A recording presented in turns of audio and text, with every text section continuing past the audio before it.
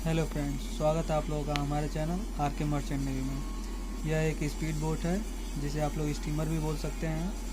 यह शिप पे आया था प्रोविज़न लेके। प्रोविज़न का मतलब खाने पीने का सामान लेके आया था शिप पे, जो कि अभी दे दिया और ये जा रहा है। इस समय हम लोग ईरान में हैं, बंदर अब्बास पोर्ट पे। आप लोग देख सकते हैं बहुत सारी शिपें पोर्ट के अंदर खड़ी हैं। बहुत ही अच्छा पोर्ट है क्योंकि बंदर अब्बास का जो मेन सिटी है उस मेन सिटी से सबसे नज़दीक का पोर्ट है ये।